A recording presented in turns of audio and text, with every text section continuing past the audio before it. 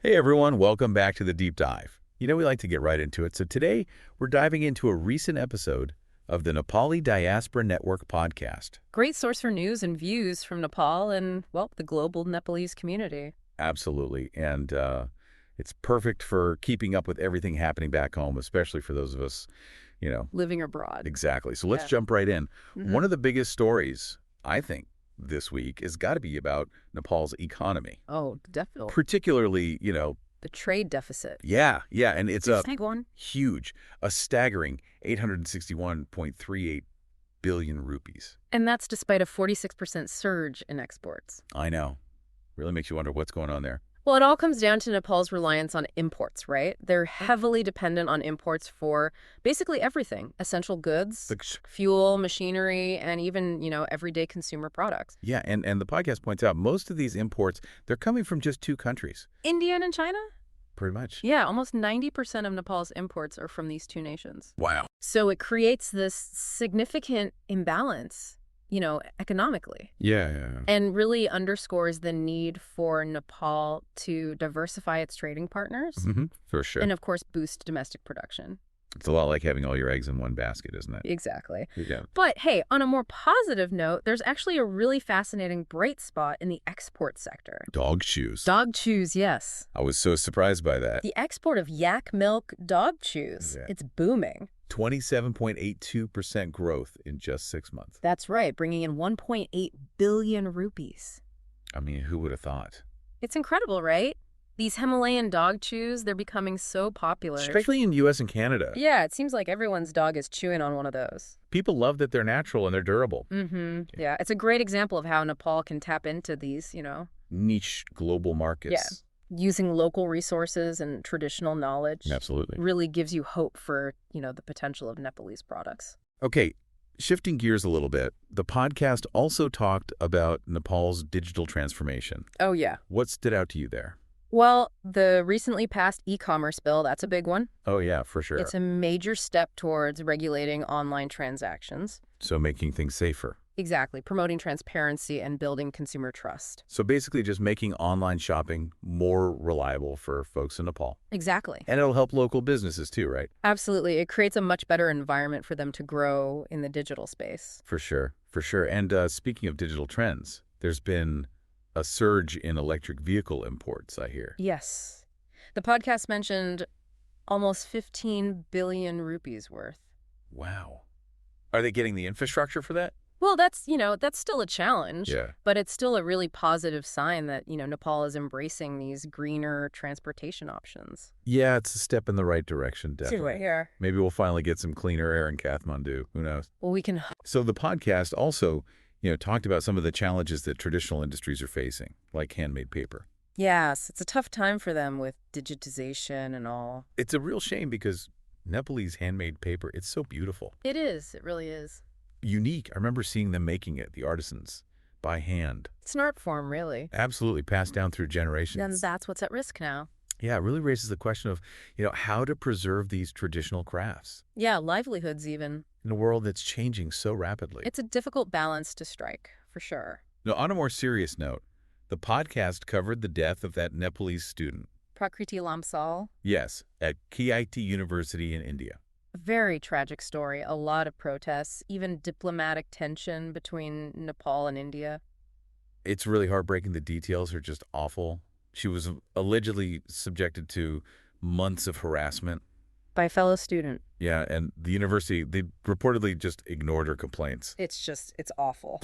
The podcast really captures the outrage, the grief that so many people are feeling. Especially in the Nepalese community. Yeah, it highlights just how vulnerable students studying abroad can be. And the need to make sure they're safe. We really need to do more to protect our students abroad. Absolutely. Their voices need to be heard. For sure. Okay, so to end this segment on a slightly more positive note, let's talk about Dhaka fabric. Oh, yes. I love Dhaka. It's such a beautiful symbol of Nepalese culture. It really is. And it's so great to see the younger generations embracing it. Yeah, incorporating it into modern fashion. I've seen it everywhere, like cholas paired with jeans, blazers, even accessories. It's amazing how versatile it is. It's a wonderful blend of tradition and modernity. And it supports local artisans. Exactly. So it's not just about fashion. It's about, keeping those skills alive. Absolutely.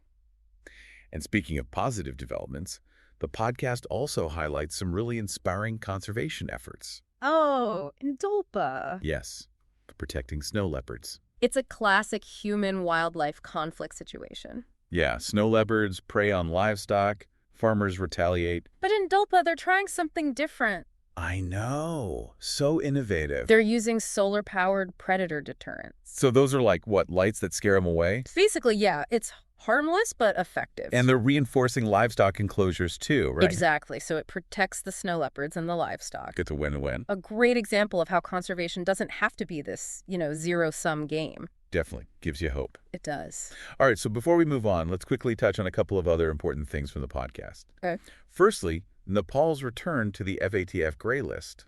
Yeah, this is big news. It could have serious implications for Nepal's financial system, their international reputation. What does it mean exactly? Well, it means the FATF, they think Nepal has weaknesses in its anti-money laundering and counterterrorism financing measures. Oh.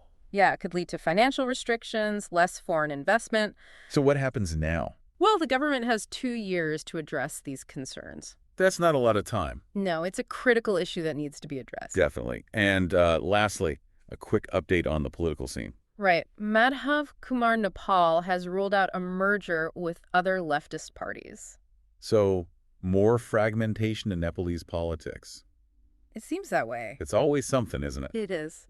Well, that brings us to the end of this first segment.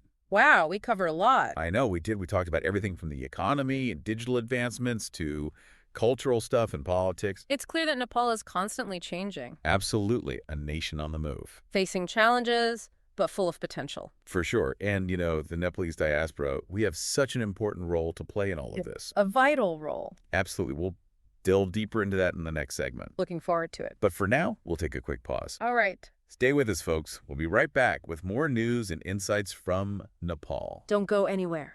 And we're back with the deep dive, continuing our look at what the Nepali Diaspora Network podcast has to say about Nepal. And this time we want to shift our focus to the Nepalese diaspora itself. Yeah, our role, what we can do. How we can shape Nepal's future. Exactly. Because even though we're, scattered all over the globe. Our hearts are still in Nepal. Mm-hmm. And that connection is more important now than ever, I think. I agree. Totally. Whether it's just staying informed about what's happening back home or supporting businesses or even, advocating for better policies. Exactly. Or even just sharing our culture with the world. The diaspora has such a huge role to play. Yeah, we're not just, sitting back and watching. Active participants. And that's why resources like the Nepali Diaspora Network podcast are so important. Oh, for sure. They keep us connected, informed, empowered. It's like a bridge back home, really. It is. And it's not just about getting information, right? It's about sharing our own perspectives. Yeah. Exactly. Our own experiences, our expertise, bring all that to the table. The diaspora brings so much to the table. A wealth of knowledge from all over the world. Mm-hmm. And that can really help Nepal, on its development journey. It's like a global network of Nepalese minds to support Nepal. I love that. So, what are some tangible things listeners can do? To actually make a difference. Yeah, what actions can they take? Well, there's no one right answer. Right. It depends on, what your skills are, your resources, your passions. For sure. But even small things can make a big difference. Like what? Give us some examples. Well, supporting Nepalese businesses, for example. Oh, yeah, buy Nepalese products. Exactly. You're directly contributing to the local economy. Supporting livelihoods. And if you're entrepreneurial, maybe invest in a Nepalese startup. There you go. Or even, think about how you can bridge the gap between global expertise and local needs. Right. So if you have skills in, say, technology or healthcare. Share them. Mentor someone. Do some training. And we can't forget about advocacy. So important. Stay informed about politics. Engage in dialogue. Raise awareness. Mm-hmm. Make your voice heard. Exactly. And don't underestimate the power of just sharing your own story. Being a voice for the diaspora. Every voice matters. Every story can inspire. And educate and connect. And for those of you in the UK, the podcast always reminds us about Belayat.uk. Such a good resource. Especially if you're new to the UK. Or just looking to connect with other Nepalese people. Find jobs, housing, events. All kinds of stuff. It's like a one-stop shop for the Nepalese community in the UK. It really shows how technology can, bring us all together. Absolutely. So as we wrap up this part of our deep dive, we encourage you to think about your own connection to Nepal. How can you get involved? How can you contribute? Even in a small way. Because it all adds up. And remember, stay informed. Resources like the Nepali Diaspora Network podcast are so valuable. Keep you connected. Empowered to make a difference. So before we move on, one final thought. What resonated with you the most today? What story really stuck with you? Share your thoughts on our website, nepalidiaspora.net. We'd love to hear from you. And of course, for more in-depth coverage, check out the Nepali Diaspora Network podcast. It's a treasure trove of information. Keep you connected to the heart of Nepal. And we're back for the final part of our deep dive into the Nepali Diaspora Network podcast. Yeah, we've talked about a lot today. From the economy to digital trends. Even cultural changes and conservation. It's been a journey. But what really sticks with me is the resilience of Nepal. Oh, yeah. The dynamism, the people. It's really inspiring. Absolutely. Despite the challenges, there's this sense of, moving forward. Progress. Yeah. And that brings us back to our listeners, the diaspora. Right. We've been saying it throughout this deep dive. We have a really important role to play in shaping Nepal's future. Absolutely. And it doesn't have to be anything huge. Yeah, just staying informed, supporting businesses. Sharing your expertise. Even advocating for policies you believe in. Everything makes a difference. Because you're not just watching from the sidelines. You're an active participant in Nepal's story. Exactly. So as we wrap up, just a few key takeaways, okay? Yeah. First, stay connected, stay informed. Resources like the Nepali Diaspora Network podcast are essential for that. They really are. And find your own way to contribute. Whatever works for you. Financial support, sharing your skills, raising awareness. Every little bit helps. And never underestimate the power of your own voice. Share your story, your perspective. It matters. It helps paint a richer picture of Nepal for the world. Absolutely. And for those of you in the UK, remember balayat.uk. It's a great platform, especially for connecting with the community. Finding jobs, housing, even just discovering new businesses. It's a fantastic resource. So thank you all so much for joining us on this journey. We hope you learned something new. Gained a new perspective. And maybe even feel a little more connected to Nepal. And for more information, as always, visit nepalidiaspora.net. We'll see you next time. Keep exploring, stay curious, and most importantly, never stop diving deep. Bye for now.